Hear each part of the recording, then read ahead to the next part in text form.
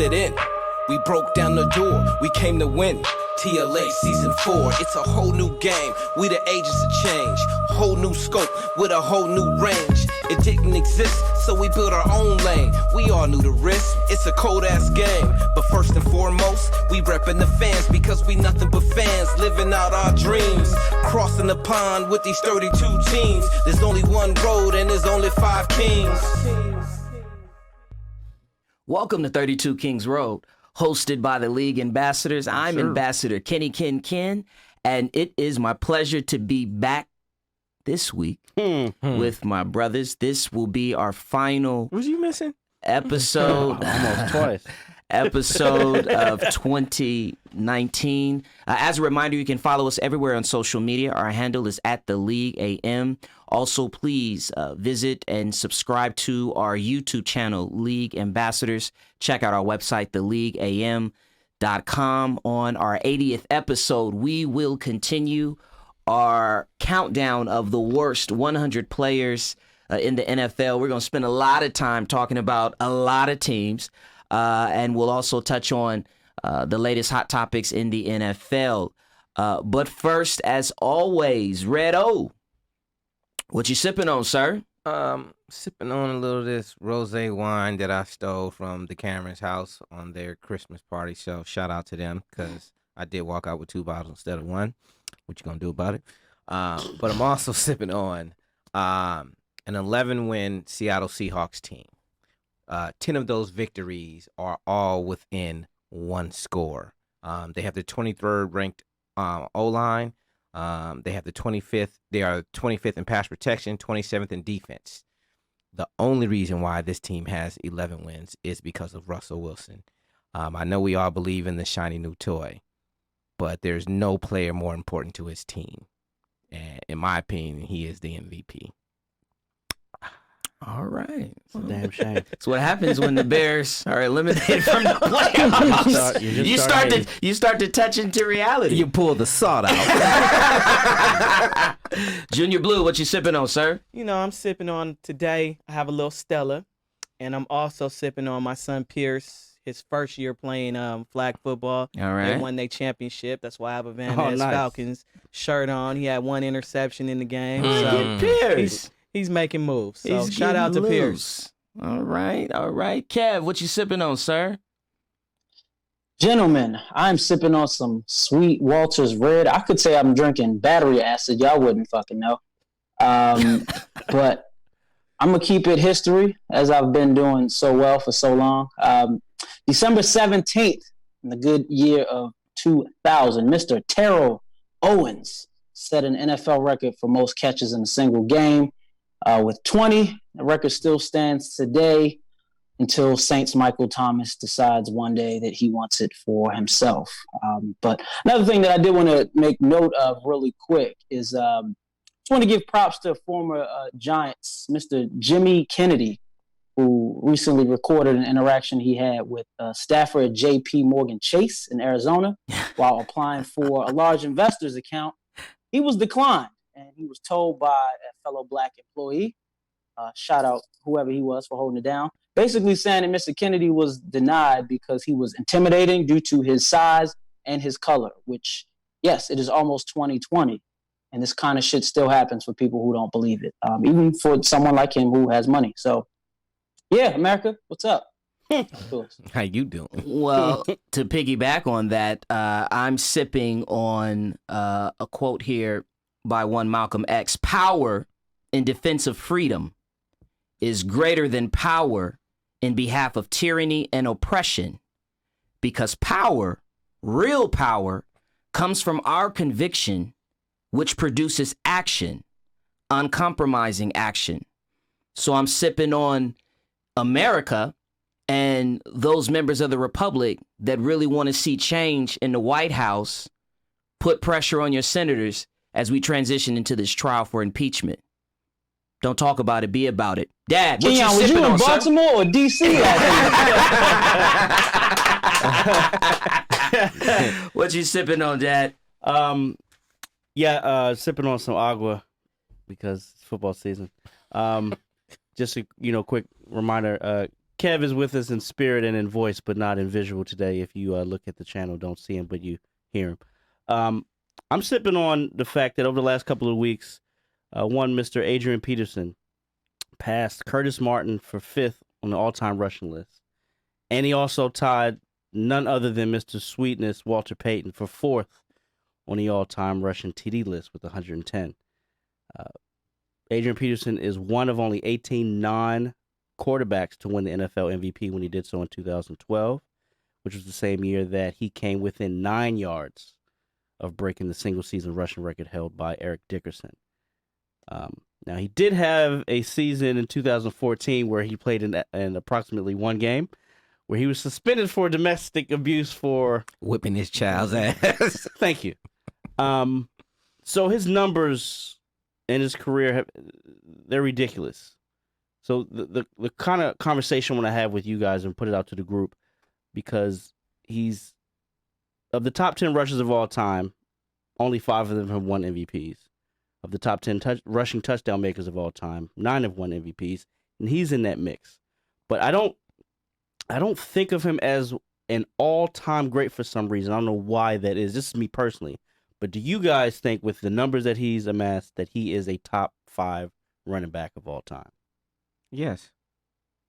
I mean, the numbers don't lie. The things he's done has been amazing. The fact that he was able to come back from certain critical injuries and the way he's done it. It's just that he, if he was in his prime playing on this Minnesota team, they'd be talking about him different. I think also just we're in a passing era. So and the I think MVP is a quarterback. I just think that, his accomplishments have gotten lost in the noise of the ball flying all over the field. But without question, Adrian Peterson, first of all, if you define an era, you're an all-time great. And he is the definition of a running back for this era. And I'm talking about 2000s on. And yes, he is one of the top 5 greatest running backs to ever play the position. And I mean, even all you have to do is just look at how he's still running the ball literally to this day. Shout out to Deontay Wilder. He can still help teams. So yeah, he's a physical marvel and a testament, and he's the first ballot Hall of Famer. I definitely agree. He is top 5. The way that he's come back from injury, I mean, you just think about it. You tear ACL, you play one game, tear ACL. Normally takes you 2 years to get back to normal. The following year after tearing his ACL, he rushed for 1,500 yards. Right. I mean, he was a freak of nature, and he's still going. If they don't deactivate him for a game, he might rush for 1,000 yards, and that's with Geis in the backfield with him. Right. Because he's at almost at 800 now. Just imagine if he was on a better team. Right, exactly. With a non-rookie quarterback. All right, if we all gonna be in agreement, we are never gonna take this thing to the next level. All right, let me just ask this, just to be devil's advocate: is he better than Barry Sanders? No. Is he better than Emmitt Smith? Yes. Yes. Yeah. Imagine if he was behind that line. Yeah, exactly. Switch you him. put him behind that line. He's not the receiver that Emmett was. Because he was never trusted to be the receiver. Like, he never was thrown the ball. Emmitt Smith is more accomplished. Adrian Peterson is a better running back than Emmitt Smith. I don't even have a question. Is he better about than that. Walter Payton? That was my next question. We know where that's going. Is he better than Jim Brown? Is he better than Marcus Allen? Yes, Yeah, and I think he's this Marcus generation's Jim Brown, actually, in terms of the physicality and the speed. Like, he is the modern day Jim Brown. That is his direct comparison. He's done it longer. Yeah, and it's not to take nothing away from AP. My only question would be is how relevant some of his accomplishments will be in terms of, granted, running backs are not held to the same standard as quarterbacks, but I think Adrian Peterson played in like 5 playoff games, and it's just easy to say, like, of course he's done it longer, and that could be the Curtis Martin. Barry Sanders didn't play in a lot of playoff games either. No one's questioning his greatness. Oh, absolutely not. But you could single-handedly see that he was on an awful team for the majority of his career. And again, not to take anything away from Peterson, I just think that it's easy to just, he's great, they throw a guy in the top 5, but then we have to look at, are we talking best or greatest? Because that ties in with the accomplishments that you do and don't have. And to Kenyon's point, pound for pound running back, yes, but in terms of career accomplishments, I mean, he might have to pump the brakes a little. If that's the case, then Emmitt Smith is the best running back of all time, and no one, including Emmitt Smith, thinks he's the best running back of all time.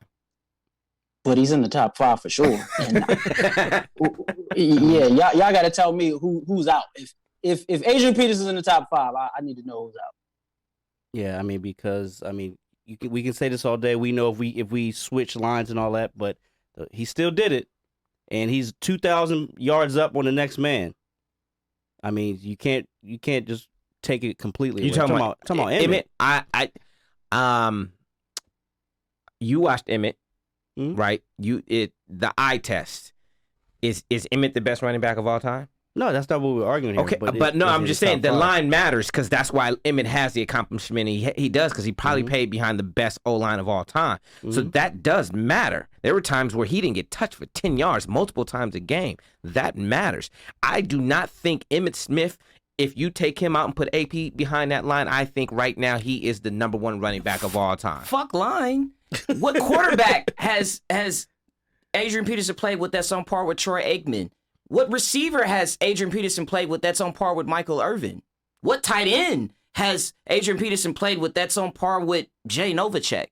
And all of those things, part of the reason why the running back position doesn't have the same value as some other positions is because if all of those other things are going well, hell, your job is easy. We've seen a lot of bums run for 1,000 yards because of what's around them. So a lot of bums they ran for 18,000 though. That's what I'm saying. Well, he's not a bum. He's not a bum. No, nobody's calling him a bum. Yeah. But what I'm hearing, I'm just putting it out there because it's a conversation that the leading rusher of all time is not even in the top 5. Yeah. Adrian Peterson is if your five consists of Emmitt Smith or Adrian Peterson is in there. I'm assuming you disagree? I don't know. I think it's one of those things where he has to go away and we have to see how it feels later. I think right now is there's a lot of recency bias. It's he just did these 2 accomplishments. I don't like that motherfucker.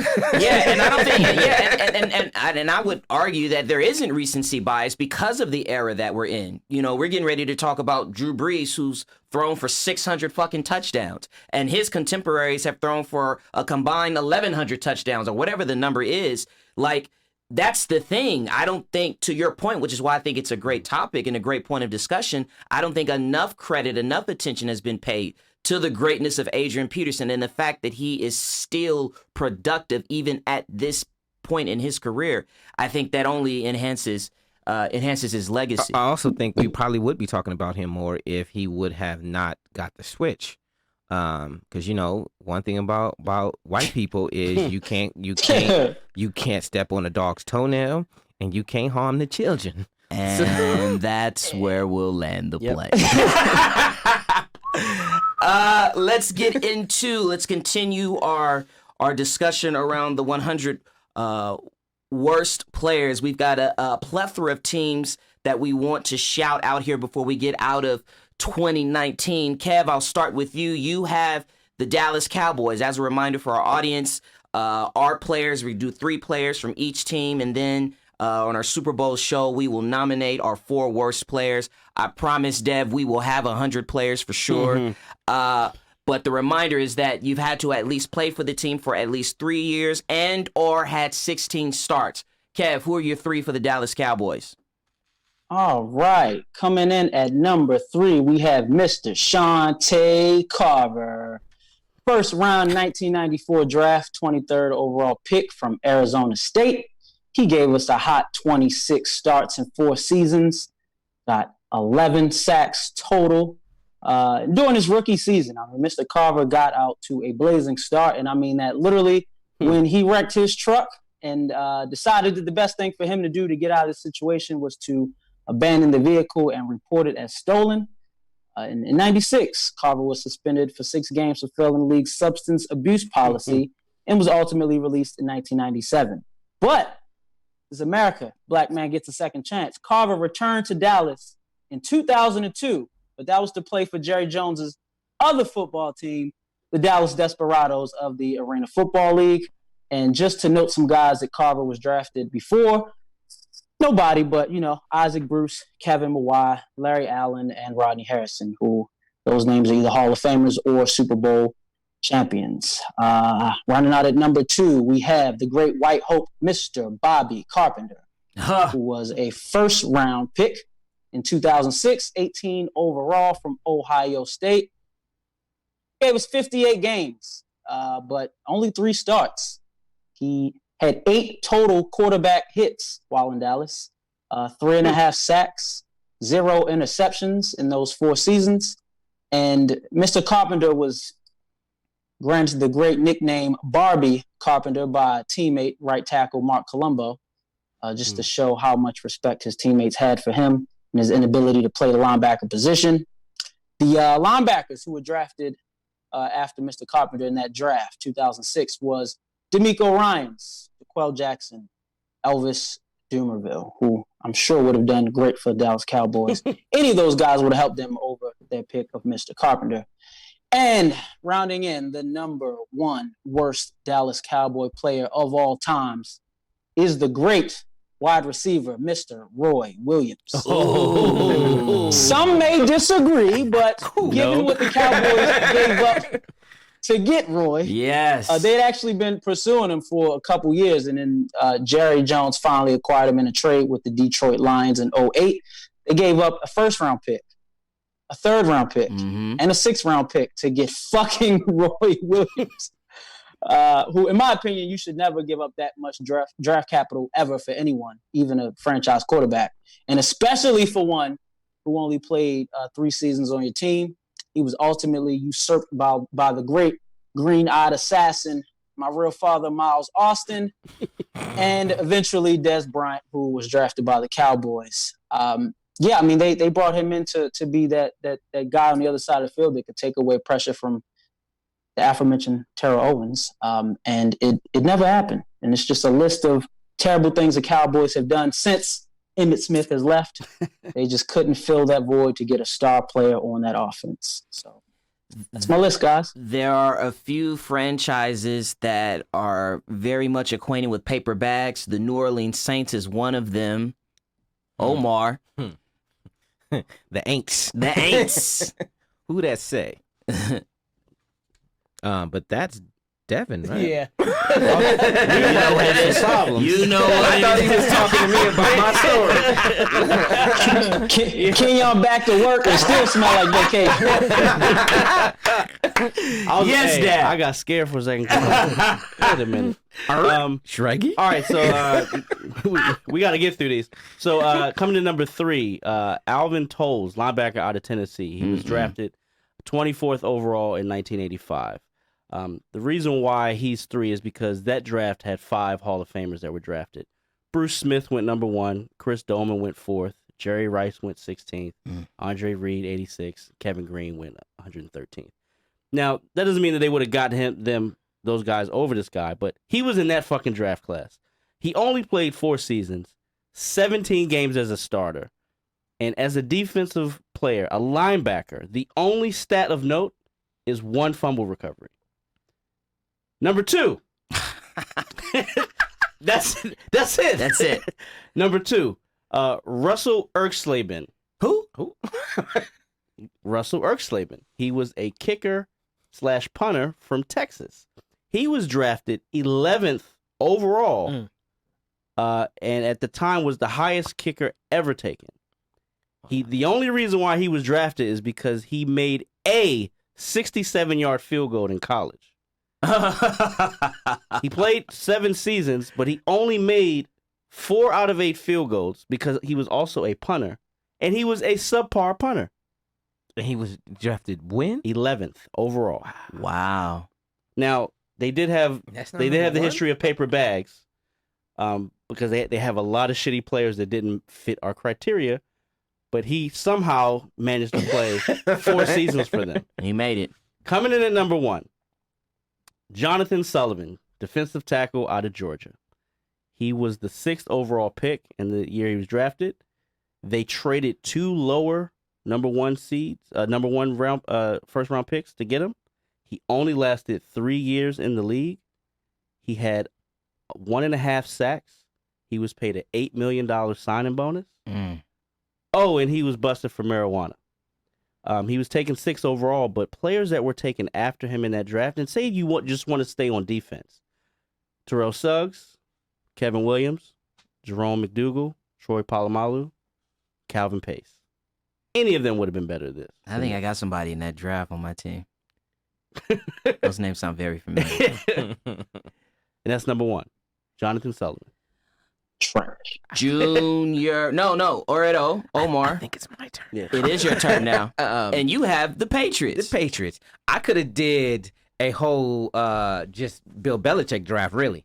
But number 3, I got Chris Singleton. He was drafted 8th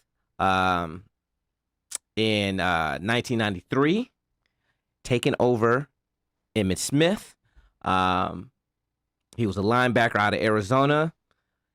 In his 3-year career, 1 interception and less than 130 tackles. For number 2, the first overall pick in the draft was Mr. Kenneth Sims, taking over Mike Munchak and Marcus Allen.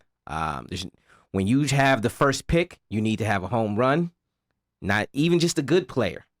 But they ended up with they thought they were getting an elite pass rusher. What they got was a headache, a lazy son of a bitch, and he was addicted to drugs. Son of a bitch. In an 8-year career, he had a total of 0 forced fumbles and 17 sacks. Number 1, 11,000 yards in a 10-year career, picked over Dan Marino. We have Mr. Tony Eason. I mean, don't get me wrong, it was a lot of teams passed over Dan Marino. All because of the weed. Right. But in a quarterback draft, and you only have 11, you average 1,000 yards a year, you have to be the number 1. He was number 15, never became a franchise quarterback, had one of the worst performances in Super Bowl 20. Meanwhile, Marino is Marino. And he was forever linked to him in that draft. Junior Blue. All right, I have the Chargers, San Diego Chargers. No Los first- Angeles Chargers made the list. Nah. Number 3 is Larry English, Yes. a linebacker from Northern Illinois. He was drafted 16th overall in 2009. He was supposed to be the replacement for Sean Merriman. He should have took the drugs that Merriman took because in his 5 years as a Charger, he racked up 12 sacks and then never had more than 23 tackles.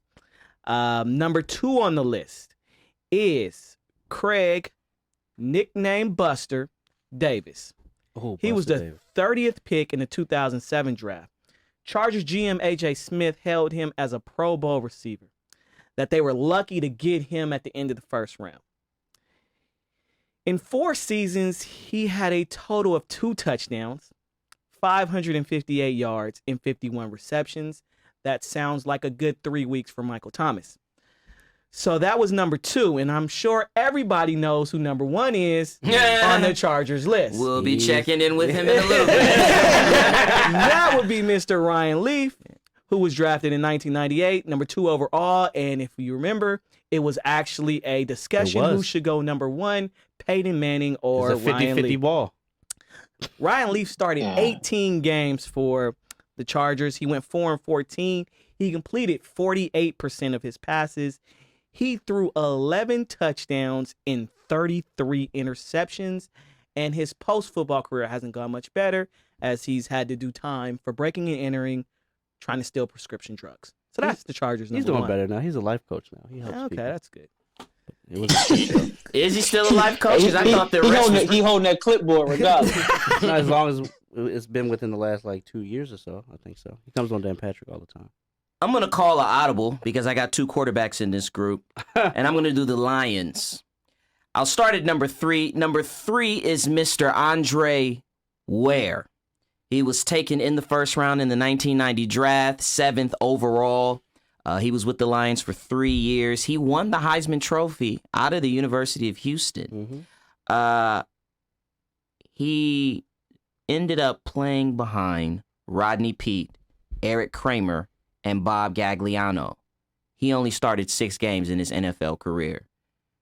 14 seasons with the Lions, his numbers were 83 of 161 passes for 1,000 yards and 5 touchdowns.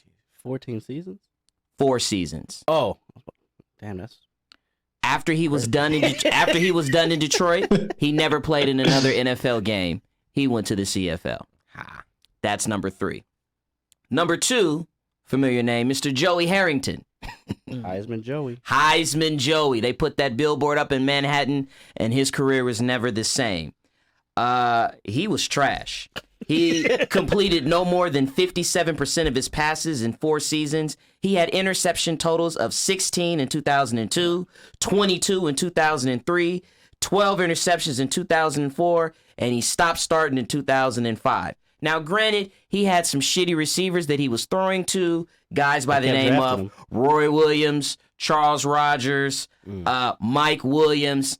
I want to circle back to one of those receivers because this is by far the biggest bust. And the Lions have had a lot of busts in their franchise history, in Lions history, and that's Charles Rogers. And I don't like to speak ill of the dead. God bless the dearly departed. However, Rogers played a big nut bust.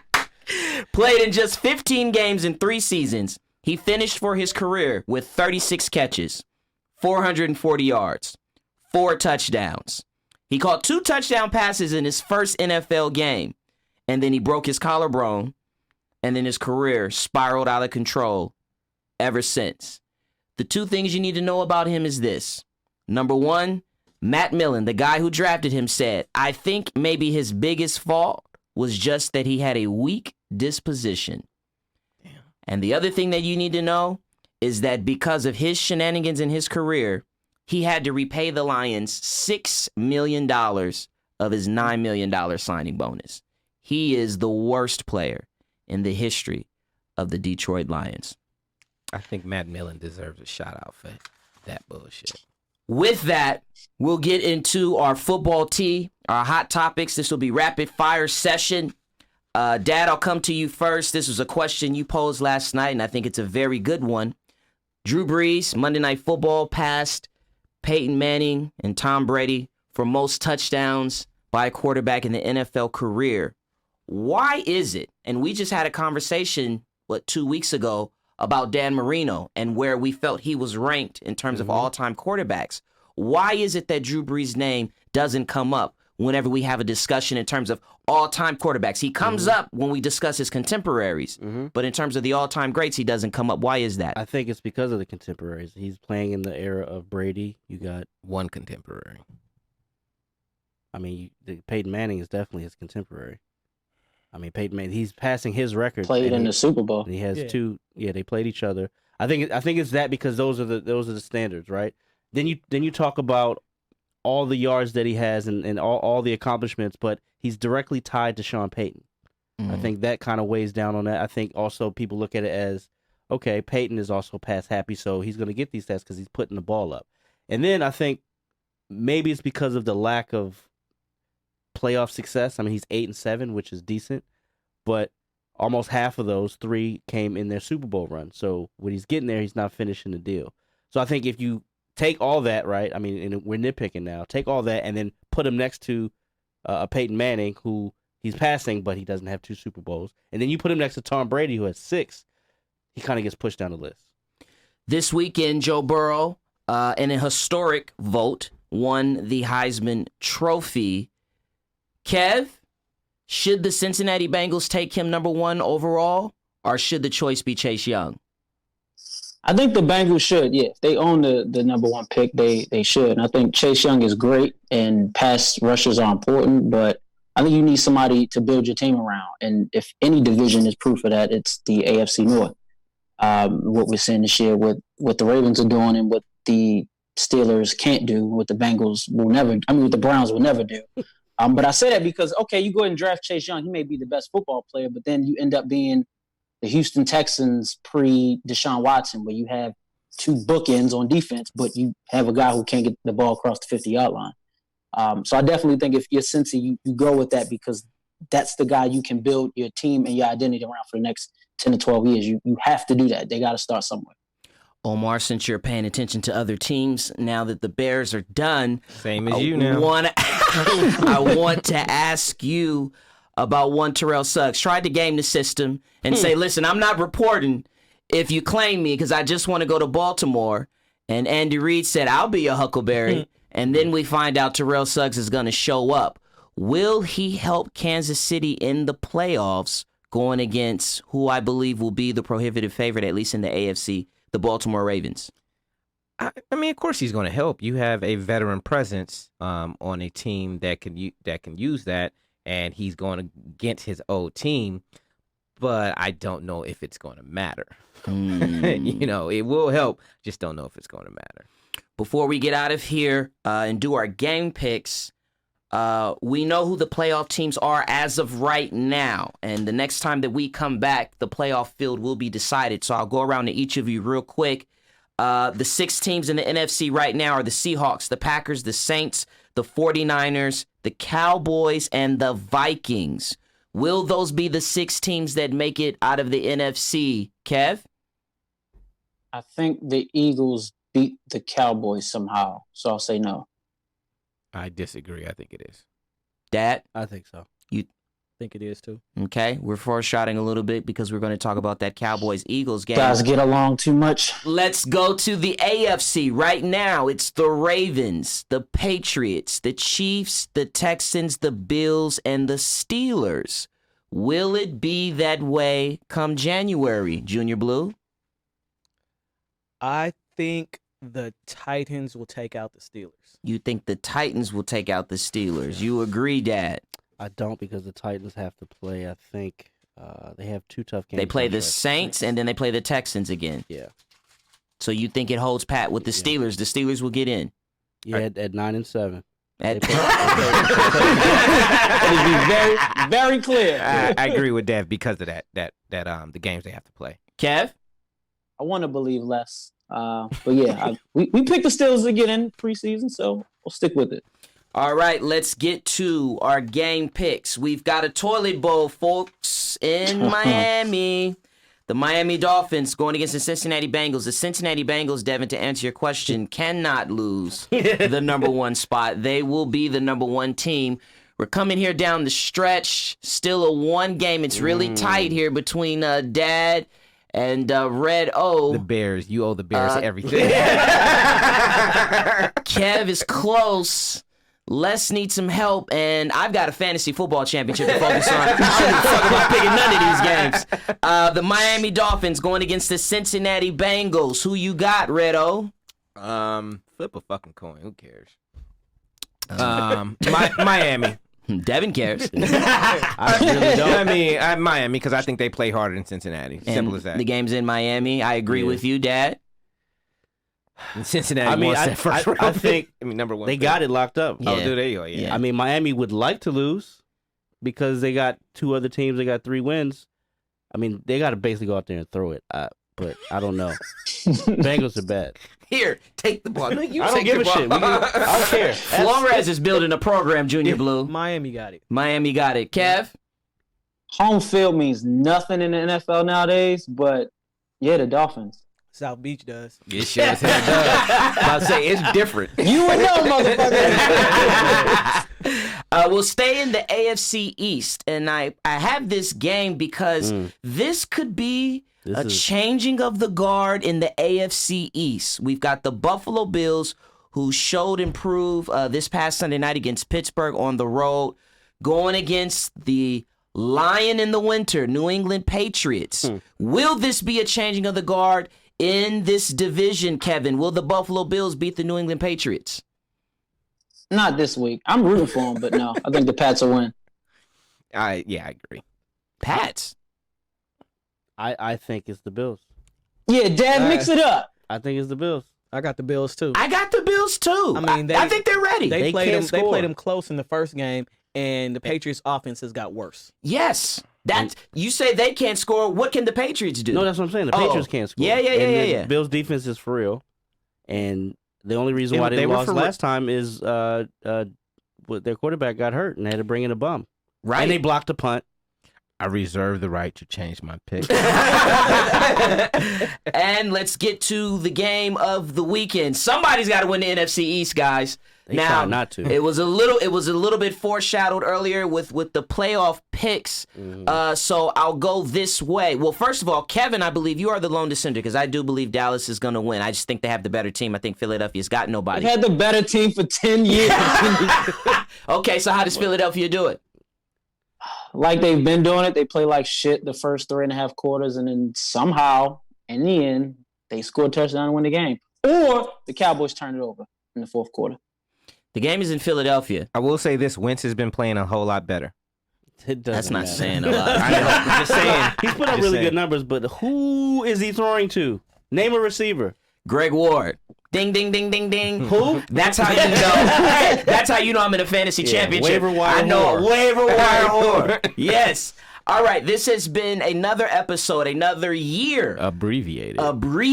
of 32 Kings Road.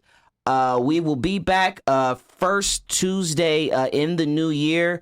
Where I'm definitely looking forward to this playoffs. I think this is going to be an exciting playoffs. We will continue our bottom 100. Happy holidays to all of you. Anything else, guys, before we get out of here? Yeah, the Ravens got a record 12 Pro Bowlers that are never going to see the fucking field in Hawaii. You hope. They not. Hey, Russell Wilson, MVP. Kev? You don't even believe it. I do. Hey, believe it. y'all be safe during the holidays. Don't fight on game night this year. I won't be out there, but enjoy yourself. Hey, Kenyon, Huh? we got a trip to plan, baby. We do, man. This is, yeah. Are 10 we- months. Are Yeah, we yeah, talking yeah. about SA?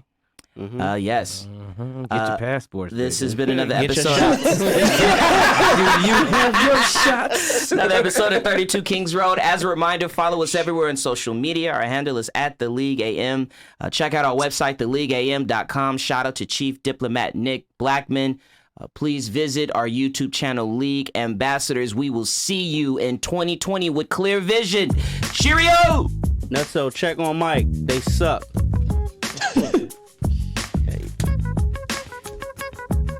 We busted in. We broke down the door. We came to win. TLA season 4. It's a whole new game. We the agents of change. Whole new scope with a whole new range. It didn't exist, so we built our own lane. We all knew the risk. It's a cold ass game. But first and foremost, we reppin' the fans because we nothing but fans living out our dreams. Crossing the pond with these 32 teams. There's only one road and there's only 5 kings.